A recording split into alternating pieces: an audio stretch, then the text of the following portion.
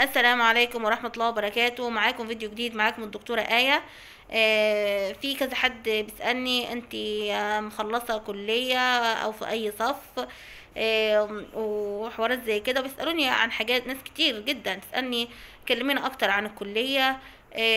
في برضو ناس ثانوية عامة محتاجة تعرف نفسها تدخل كلية صيدلة، بتقولي كلمينا عن الكلية. فأنا إن شاء الله هعمل لكم الفيديو ده عشان أقول لكم كل اللي محتاجين تعرفوه عن كلية الصيدلة من حيث الدراسة، قبل الكلية وفي الكلية وبعد التخرج ومجالات العمل والفرق بين التخصصات وكلية الصيدلة أصلا إيه اللي بيحصل فيها وحوارات كتير جدا. انت إن شاء الله تابعوا الفيديو للآخر وتستفادوا. ما تنسوش لو كنت أول مرة تتابعونا اعملوا اشتراك، وإن شاء الله هتستفادوا كتير جدا. الصيدلة تخصص صحي بيهتم بكل ما يخص الأدوية، من ناحية تركيبها، استخدامها، تفاعلها في الجسم. وبرضو الصيدلة فيها قسمين: صيدلة عامة ودكتور صيدلة. دكتور الصيدلة ده بيكون مكمل في حاجة زي تدريب كده، أو بعض البلاد العربية ممكن بتاع في دبلومة اسمها دبلومة كلينيك. أنا عن نفسي عاملاها دي. الفرق بين الصيدلة العامة ودكتور الصيدلة أو الدكتور الإكلينيك: الصيدلة العامة بيكون أكتر التركيز على الدواء، من ناحية التركيب بتاعه تركيزه. اما دكتور الصيدلة او اللي هو بيحصل على تدريب معين او الحصل على دبلومة كلينيك، ده بيهتم اكتر بالمريض، الحالة المرضية، العلاج الامثل، ازاي بيستخدم، الاعراض الجانبية بتاعته على المريض ده، هل ممكن يسبب اي مشاكل صحية تتسبب ان احنا نعدل في الجرعة بتاعته. قبل ما تدخلوا الكلية في بعض المواد المفروض انكم تكونوا مايلين ليها، علشان بتساعد جدا في اثناء الدراسة. منها مثلا طبعا الكيمياء والاحياء وطبعا الرياضة. بس الرياضة مش اللي هي العمليات الحسابية المعقدة، لا، يعني الرياضة البسيطة، لان بنستخدمها مثلا في حساب جرعات، يعني في حوارات زي كده. وطبعا اللغة الإنجليزية لو مستواكم مش عالي فيها لازم تطوروا من نفسكم، مثلا في العطلة الصيفية تاخدوا كورس أي حاجة، لأنها طبعا اللي عنده لغة إنجليزية متقنة ده بتسهل عليه كتير جدا أثناء الدراسة.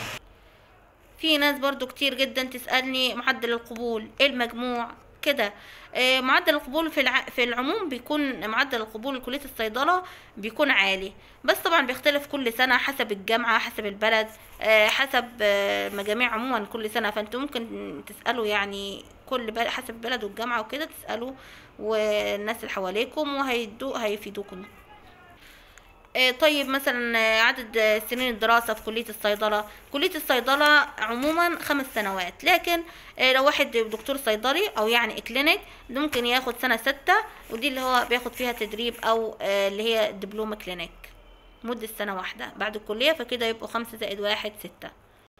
المواد اللي هندرسها في كلية الصيدلة في سنة أولى بتبقى مواد عادية جدا: أحياء، كيمياء، إنجليش، كمبيوتر، فيزياء، حاجات عادية جدا.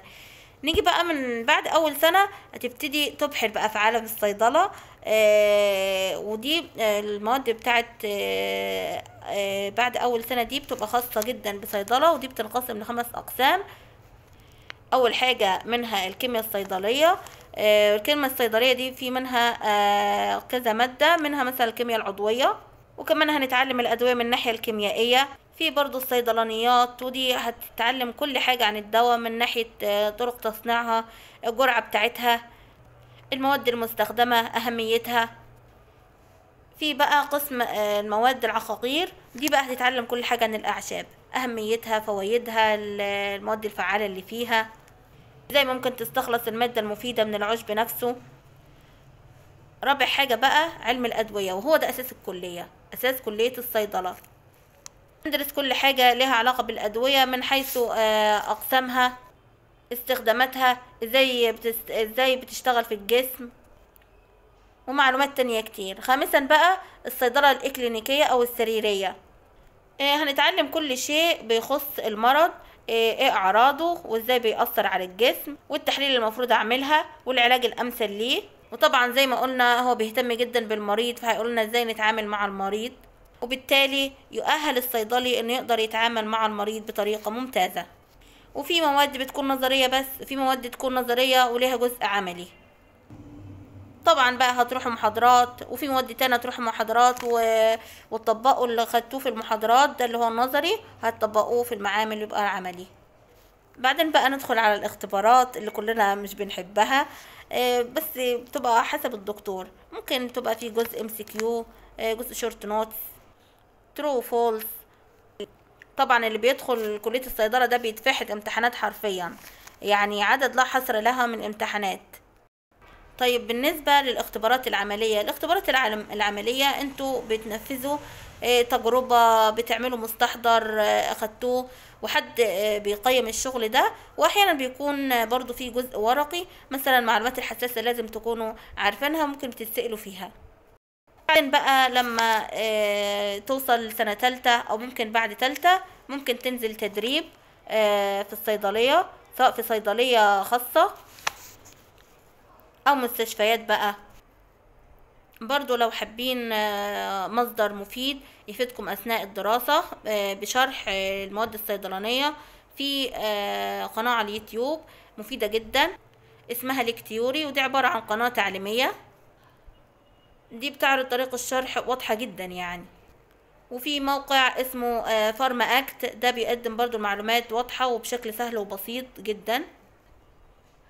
في برضو تطبيق من افضل التطبيقات اسمه فارماكولوجي TRC.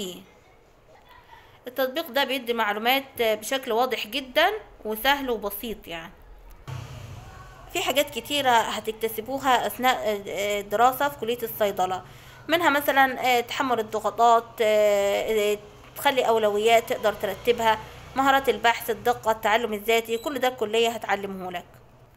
بالنسبة للناس اللي بتسأل هل دراسة الصيدلة صعبة، شيء صعب ولا سهل، اقول لكم زيها زي اي تخصص طبي، بتحتاج طبعا جهد كبير وصعبة لانها مسؤولية، زيها زي الصيدلاني، هيبقى زي الطبيب، زي الممرض، بيتعامل مع ارواح ناس، فلازم طبعا محتاجة دقة ومسؤولية واحساس بالمسؤولية.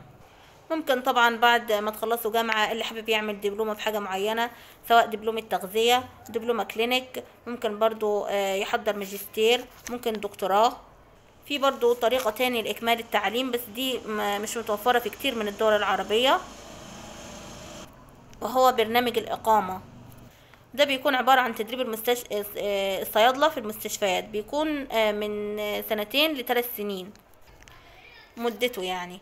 خلال الفترة دي الصيدلي بيقعد مع الأطباء أو الممرضين وبيتناقشوا في الحالات الموجودة عندهم في المستشفى، علشان بيساعدوا المريض إنه ياخد أفضل علاج، وإنه إن شاء الله يشفى ويطلع من المستشفى على خير. لكن للأسف ده مش متوفر في كل الدول العربية، إن شاء الله يعني نتأمل إنه يتوفر. حاجة تاني برضو ممكن نتكلم عنها الوظائف، ودي احلى حاجة في كلية الصيدلة، ان مجالاتها واسعة جدا، زي ما اتكلمنا فيديو قبل كده، ان الصيدلي بيقدر مجالات واسعة جدا، ممكن في مستشفى، ممكن في صيدلية خاصة يفتحها، وده بيكون مشروع كتير ناجح. او المجال الاكاديمي، انك تدرس في الجامعة، سواء كملتوا دراسات عليا واصبحت دكتور في الجامعة، او اللي هو تيتشنج اسيستنت، مساعد دكتور في بقى تحضير المعامل، في بعض الأنشطة، في الاختبارات، في بقى العمل في مجال الأبحاث. لو الصيدلاني شاطر وبيحب مجالات الأبحاث ممكن يشتغل في مجال الأبحاث العلمية. ممكن أيضا العمل في إدارة المستشفيات، حاليا ممكن الصيدلاني يبقى مدير مستشفى عادي جدا، مدير إدارة عادي جدا، إدارة صحية. ودي يا أحبابي أهم النقاط عن مجال أو تخصص الصيدلة، واتمنى اكون فدتكم والفيديو يكون عجبكم. وما تنسوش تعملوا لايك وسبسكرايب في القناه اللي اول مره يشوفنا، وابعتوا الفيديو لكل حبايبكم اللي حابب يدخل الكليه او اللي